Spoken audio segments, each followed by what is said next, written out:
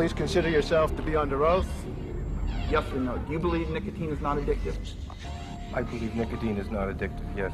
Congressman, cigarettes and nicotine clearly do not meet the classic definitions of addiction. I don't believe that nicotine or our products are addictive. I believe that nicotine is not addictive. I believe that nicotine is not addictive. And I too believe that nicotine is not addictive.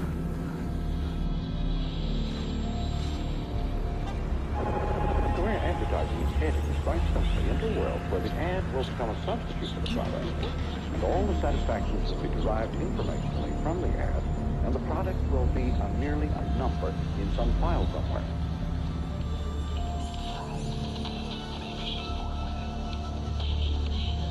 Television is reality.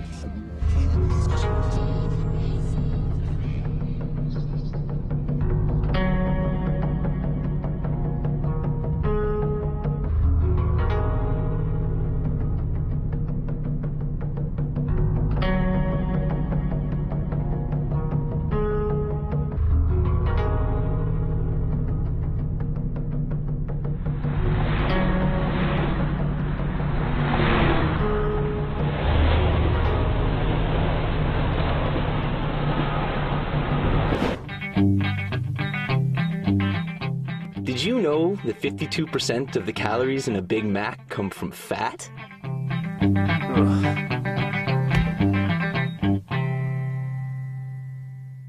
This year, something very strange has happened because our leaders are actually telling people to go out and consume because it's somehow their patriotic duty to do so. That statement by President Bush that we should go out and consume to help the war effort, to me, is one of the most oxymoronic statements that a president of the United States ever come up with. In the American economy. Terrorist attack, a symbol of American prosperity. But what is starting to happen is that branding has really overwhelmed public space and public culture to the point of almost eclipsing it. These were the true strengths of our economy before September 11th. And they are our strengths today.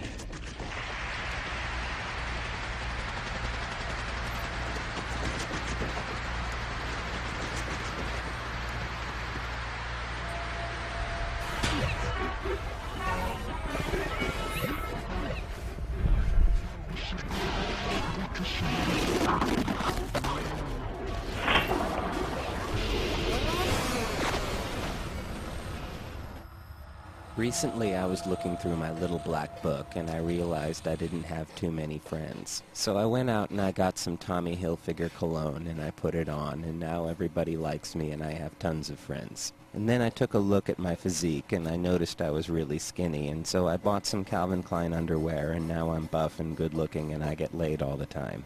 And I've always wanted to be more rugged, so I started smoking Marlboros, and I like to be original, so I got myself an iMac. And I could be more suave and debonair, so I started making martinis with Sky Vodka, and if I want to feel wacky and zany, I get a burger at Jack in the Box. And I've never had a very positive attitude about life, but my new Nikes keep me optimistic, and now I'm a real go-getter. Anyway, now my life is perfect, and I'm a much happier person.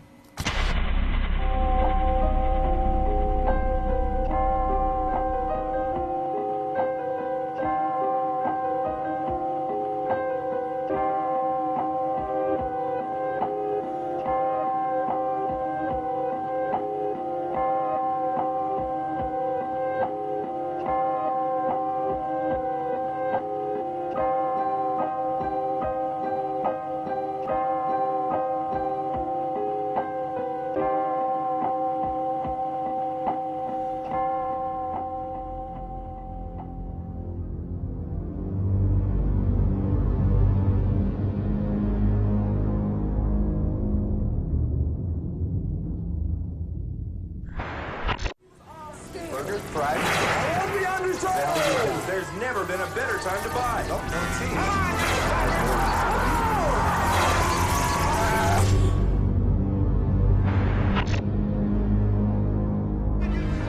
Your living room is the factory. The product being manufactured is you.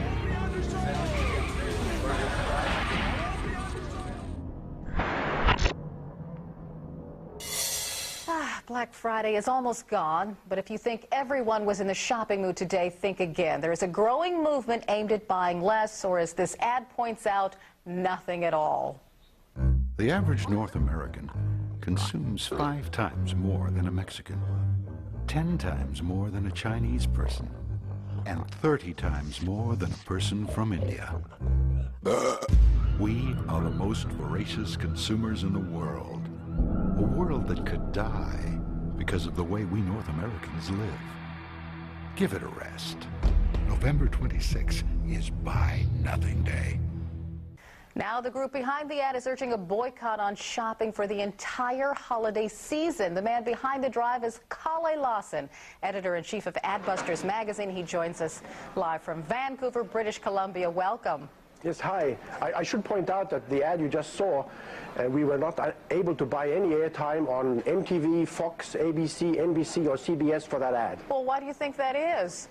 Because I think that they want to generate as much consumption as they can during the Christmas shopping season, and they don't like dissenting voices like this coming on.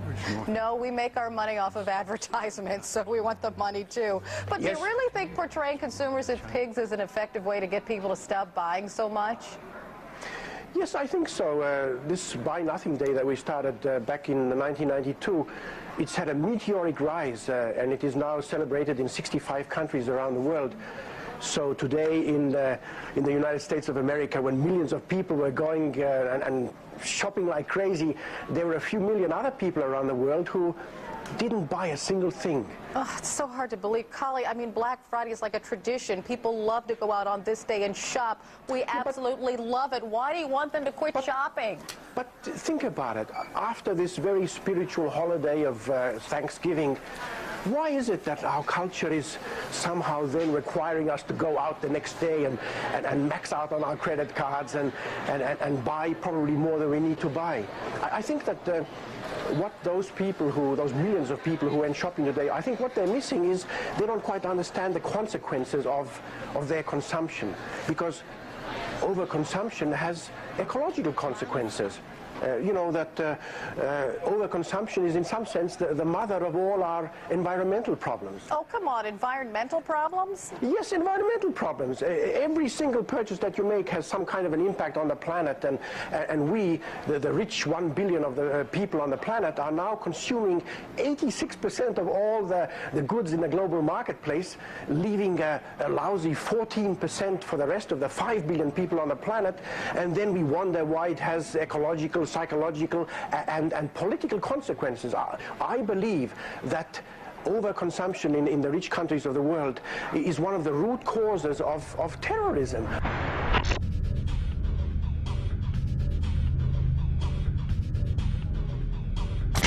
For years, economists have defined the economic health of a country by its gross domestic product. Trouble is, every time a forest falls, the GDP goes up. With every oil spill, the GDP goes up. Every time a cancer patient is diagnosed, the GDP goes up. Is this how we measure economic progress? Economists must learn to subtract.